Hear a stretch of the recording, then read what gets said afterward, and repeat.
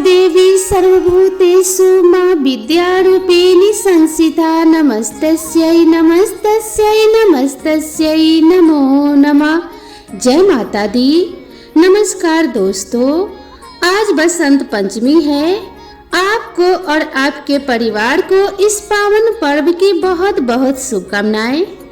बसंत पंचमी हिंदुओं का प्रमुख त्योहार है और बसंत पंचमी को श्री पंचमी और ज्ञान पंचमी भी कहा जाता है। यह त्योहार माघ के महीने में शुक्ल पंचमी के दिन मनाया जाता है। यदि हिंदू मान्यताओं के अनुसार देखा जाए तो इस दिन देवी सरस्वती का जन्म हुआ था। यही कारण है कि यह त्योहार हिंदुओं के लिए बहुत खास है। इस त्योहार पर पवित्र नदियों में लोग स्नान आदि करते हैं। इसके साथ ही हाथी बसंत मेला आदि का आयोजन भी किया जाता है। बसंत पंचमी के दिन बच्चों की शिक्षा दीक्षा के आरंभ के लिए शुभ मानते हैं। इस दिन बच्चे की जीभ पर शहद से ओम बनाना चाहिए। माना जाता है कि इससे बच्चा ज्ञानवान होता है तथा शिक्षा जल्दी ग्रहण करने लगता है। 6 माह पूरे कर चुके बच्चों को अन्न का पहला निवाला भी इसी दिन खिलाया जाता है। अन्नप्राशन के लिए यह दिन अत्यंत शुभ है। पूरे वर्ष को 6 ऋतुओं में बांटा जाता है, जिसमें वसंत ऋतु, ग्रीष्म ऋतु, वर्षा ऋतु, शरद ऋतु, हेमंत ऋतु और शिशिर ऋतु शामिल है। इस सभी ऋतुओं में से वसंत को सभी ऋतुओं का राजा माना जाता है। इसी कारण इस दिन को बसंत पंचमी भी कहा जाता है तथा इसी दिन से बसंत ऋतु की शुरुआत होती है। इस ऋतु में खेतों में फसलें लहलहा उठती है और फूल खिलने लगते हैं एवं हर जगह खुशहाली नजर आती है। मान्यता है कि इस दिन माता सरस्वती का जन्म हुआ था, इसीलिए बसंत पंचमी के दिन सरस्वती माता की विशेष पूजा का आयोजन किया जाता है। मां सरस्वती को विद्या एवं बुद्धि की देवी माना जाता है। बसंत पंचमी के दिन मां सरस्वती से विद्या, बुद्धि, कला एवं ज्ञान का वरदान मांगा जाता है। इस दिन लोगों को पीले रंग के कपड़े पहनकर पीले फूलों से देवी सरस्वती की पूजा करनी चाहिए एवं लोग पतंग उड़ाते और खाद्य सामग्री में मीठे पीले रंग के चावल का सेवन करते हैं। पीले रंग को बसंत का प्रतीक माना जाता है। बसंत पंचमी का त्योहार बड़ी ही धूमधाम से मनाया जाता है। इस दिन देवी सरस्वती की पूजा करने के पीछे एक पौराणिक कथा है। बसंत पंचमी की पौराणिक कथा के अनुसार सृष्टि के प्रारंभिक काल में भगवान विष्णु की आज्ञा से ब्रह्मा जी ने मनुष्य योनि की रचना की, परंतु वह अपनी सृजनता से संतुष्ट नहीं थे। तब उन्होंने विष्णु जी से आज्ञा लेकर अपने कमंडल से जल को पृथ्वी पर छिड़क दिया, जिससे पृथ्वी पर कंपन होने लगा और एक अद्भुत शक्ति के रूप में चतुर्भुजी सुंदर स्त्री प्रकट हुई, जिनके एक हाथ में वीणा और दूसरे हाथ में वरमुद्रा थी। वही अन्य दोनों हाथों में पुस्तक एवं माला थी। जब इन देवी ने वीणा का मधुर तान दिया तो संसार के समस्त जीव जंतु को वाणी प्राप्त हो गई। तब ब्रह्मा जी ने उस देवी को वाणी की देवी सरस्वती कहा। सरस्वती को बागेश्वरी, भगवती, शारदा, बीना वादिनी और भाग्य देवी सहित अनेक नामों से पूजा जाता है। संगीत की उत्पत्ति करने के कारण वह संगीत की देवी भी कही जाती हैं। इस तरह से देवी सरस्वती का प्रकट होना इस प्रकार हुआ। इसी प्रकार मां सरस्वती के अवतरण के दिवस में बसंत पंचमी का पर्व मनाया जाता है। एक बार देवी सरस्वती ने भगवान श्री कृष्ण को देख लिया और उन पर मोहित हो गई। वह उन्हें पति के रूप में पाना चाहती थी, किंतु जब भगवान श्री कृष्ण को पता चला तो उन्होंने कहा वह केवल रुक्मिणी के प्रति समर्पित है। लेकिन सरस्वती जी को मनाने के लिए उन्होंने वरदान दे दिया कि आज से माघ माह के शुक्ल पक्ष की पंचमी को समस्त विश्व आपकी विद्या के रूप में, ज्ञान की देवी के रूप में पूजा करेगा। उसी समय भगवान श्री कृष्ण ने सबसे पहले देवी सरस्वती की पूजा की। तब से लेकर निरंतर बसंत पंचमी के दिन मां सरस्वती की पूजा लोगों के द्वारा की जाती है।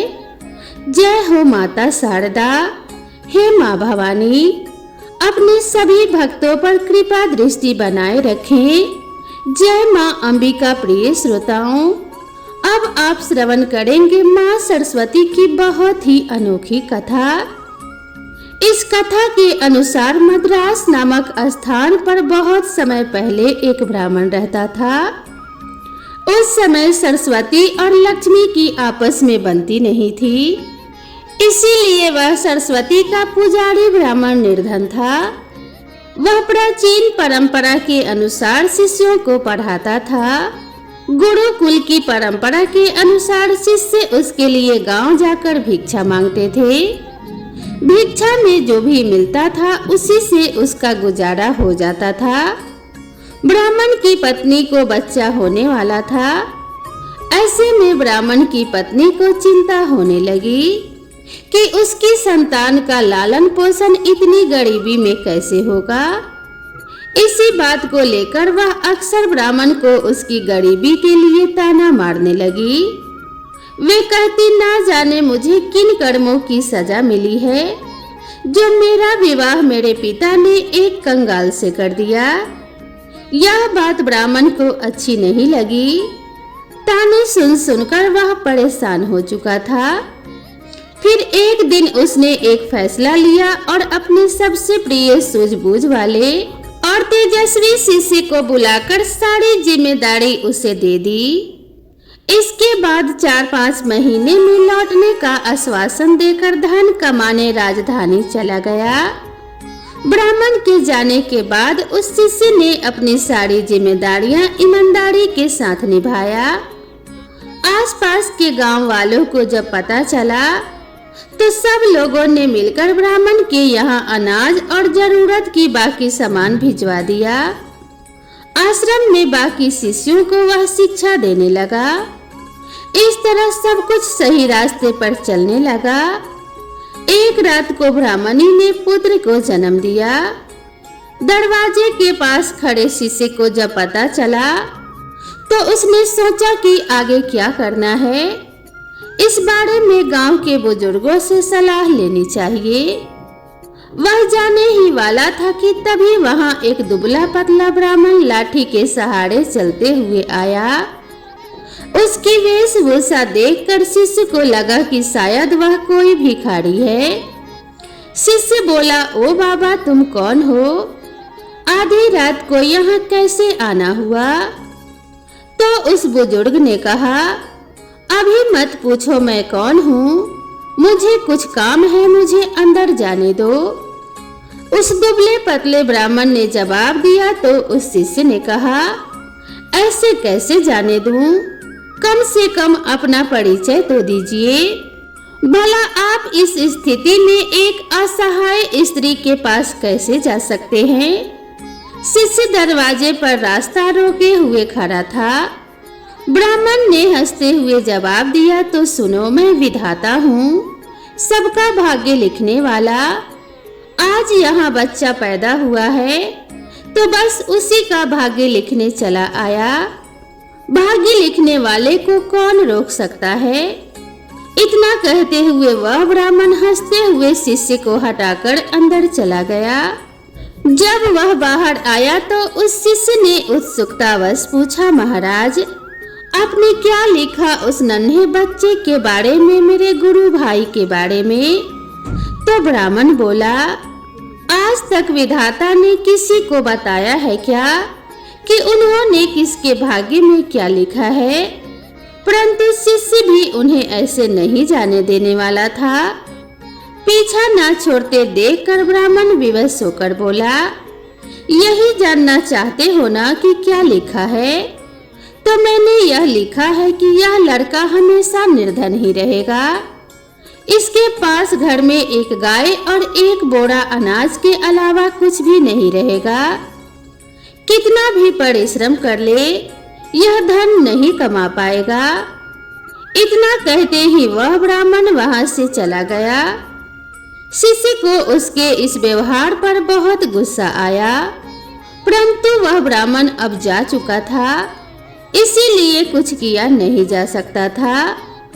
कुछ महीने बाद गुरुकुल का ब्राह्मण लौट आया।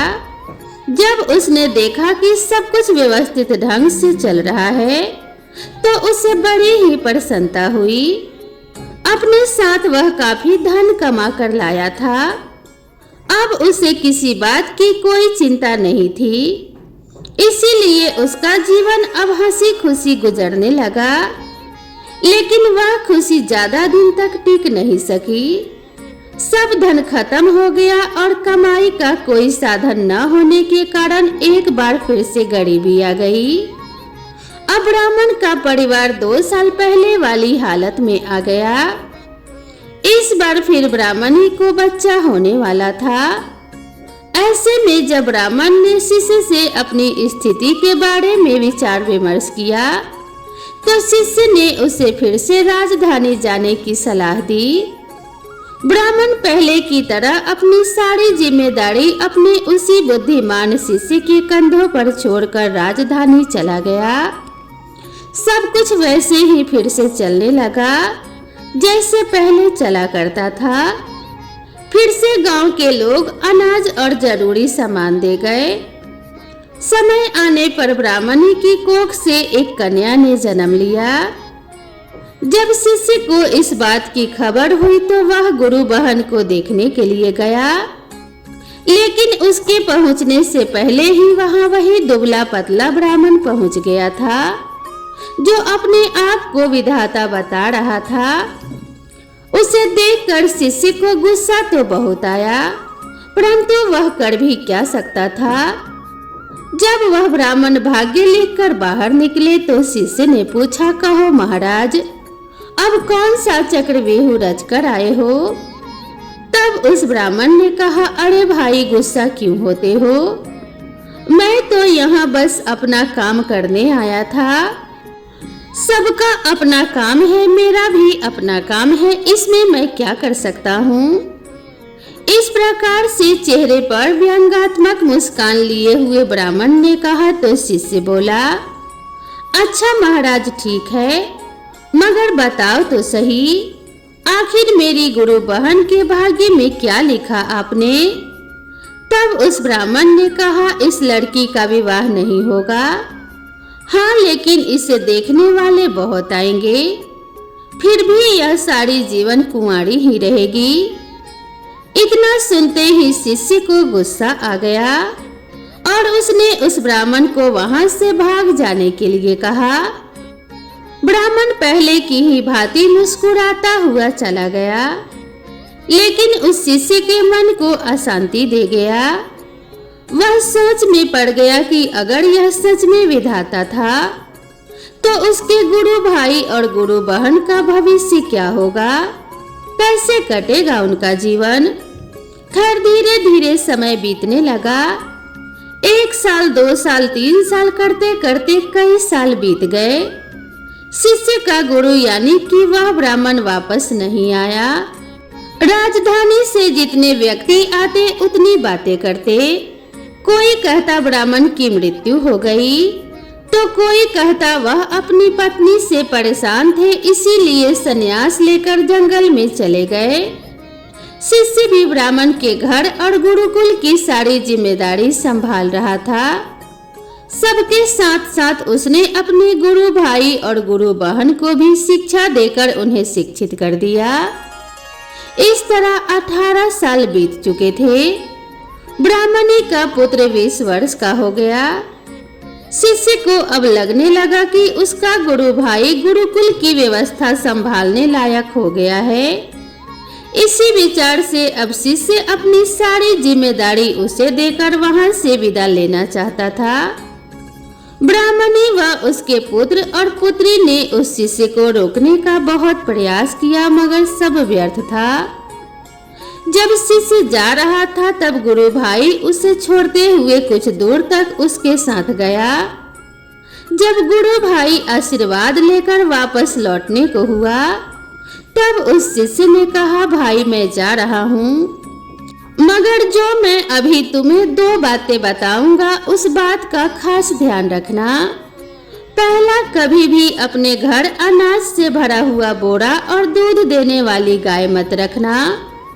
अगर तुमने दोनों रखे तो तुम सारा जीवन निर्धन ही रहोगे। दूसरा, जब भी कोई व्यक्ति तुम्हारे बहन के विवाह के संबंध में बात करने आए तो उसे 100 सोने की मोहरे देकर जाने को बोलना, और जब वह 100 मोहरे तुम्हें दे दे तभी अपनी बहन उन्हें दिखाना। लड़के ने वैसा ही करने का वादा करके शिष्य को विदा किया और आश्रम में लौट आया। अगले दिन ही गांव के पुरोहित के यहाँ से एक दुधारू गाय और 1 बोरा अनाज उस लड़के के घर भिजवा दिया गया।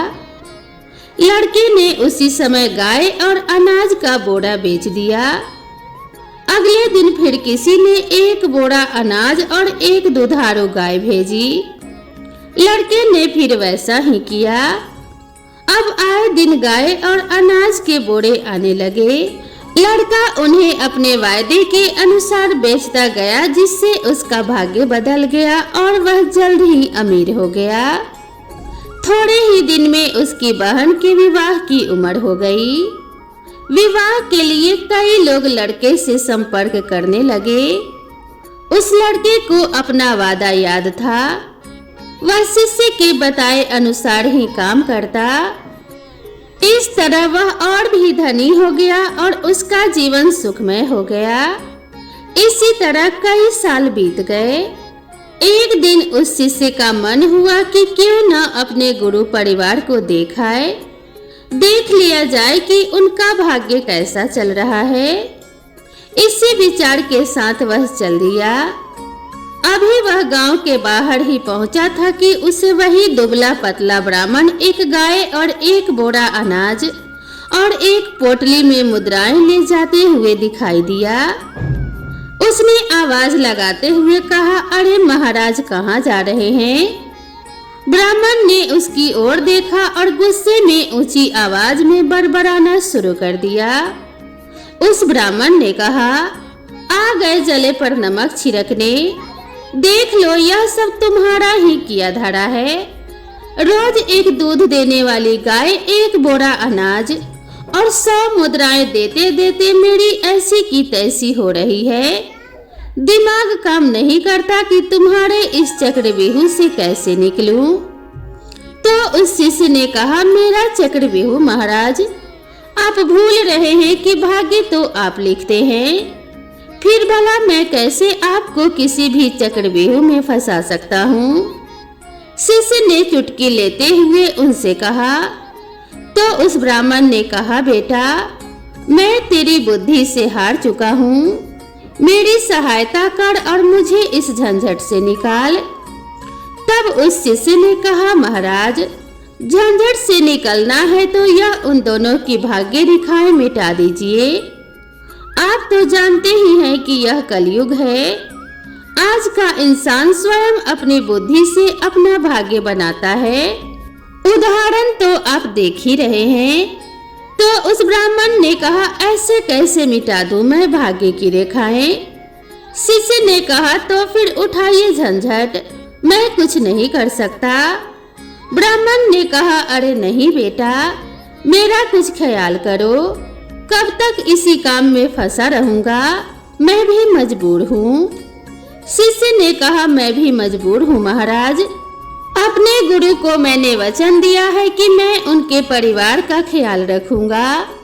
अब ऐसे में उनका साथ कैसे छोड़ दूं? वैसे भी इस दुनिया में कुछ पाने के लिए कुछ तो खोना ही पड़ता है, और फिर मुझे तो अपनी बहन का विवाह भी करना है।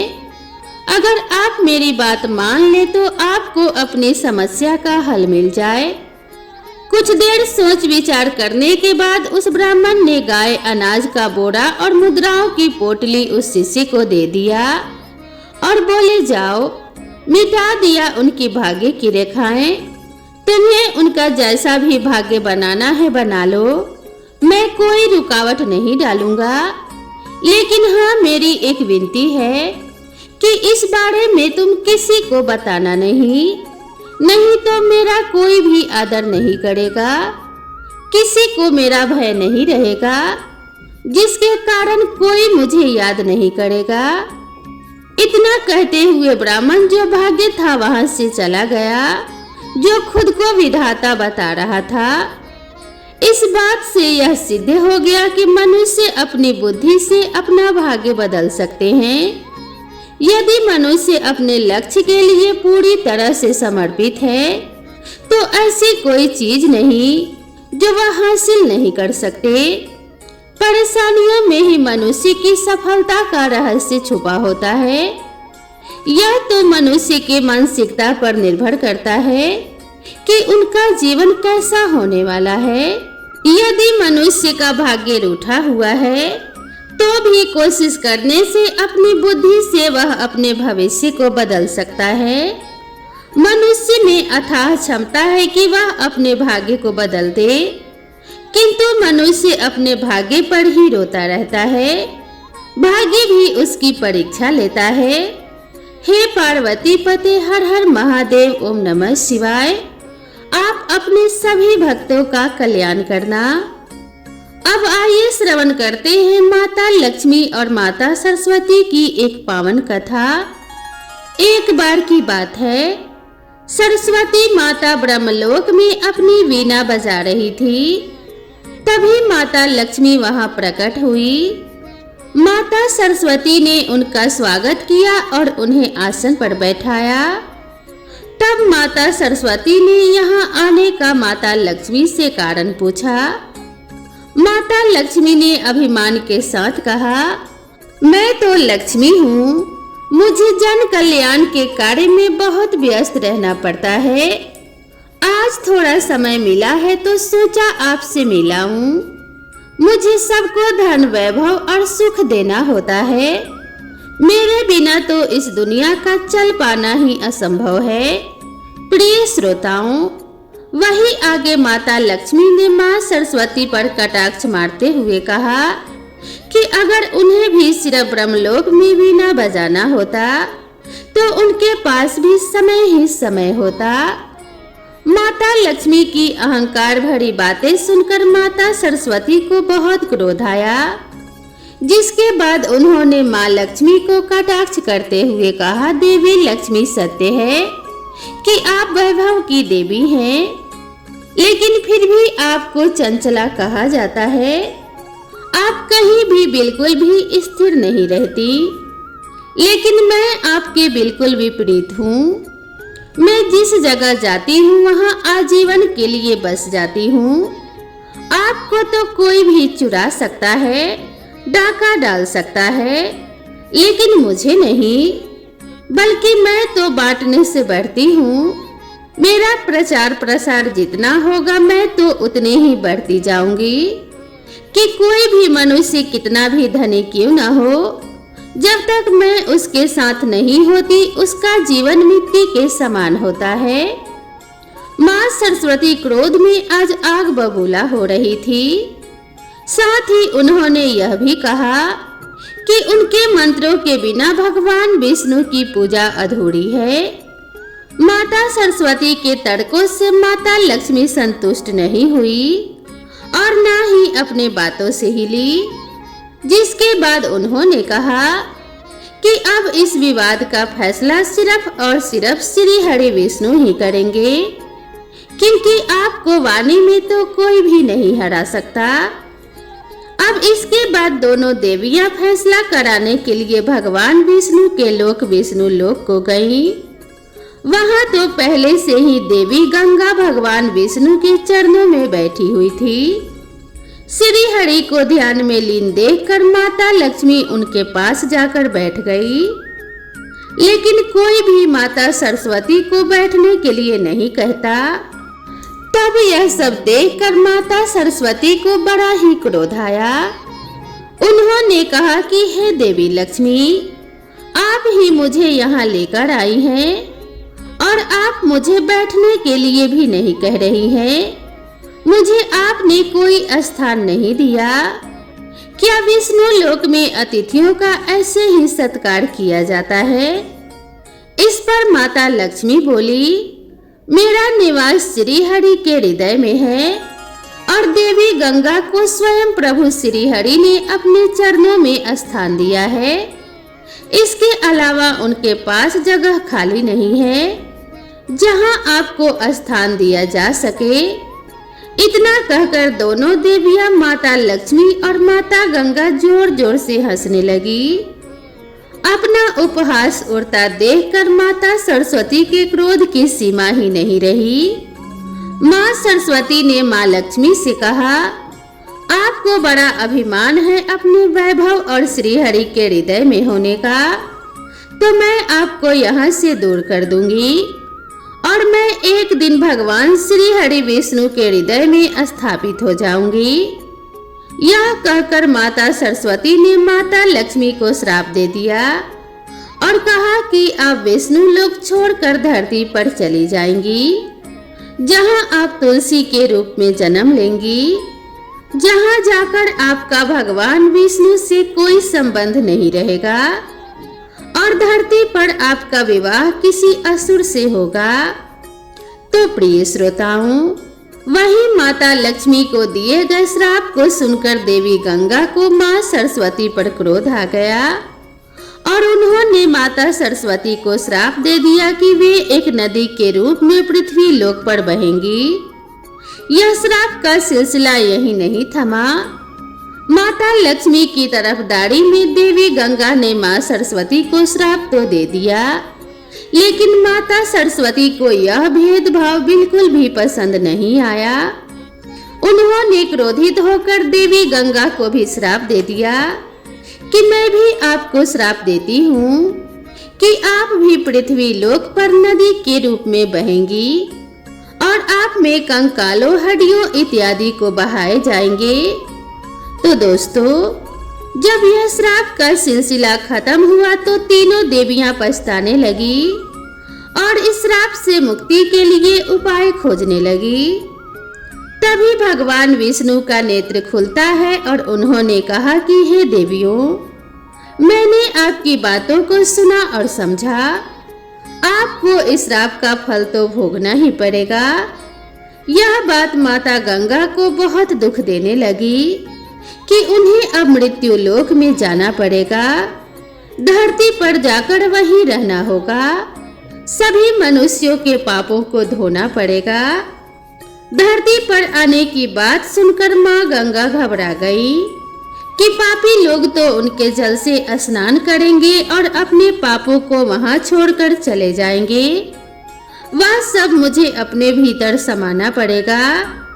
कहते हैं कि हर घटना के पीछे कोई न कोई कारण अवश्य छिपा होता है।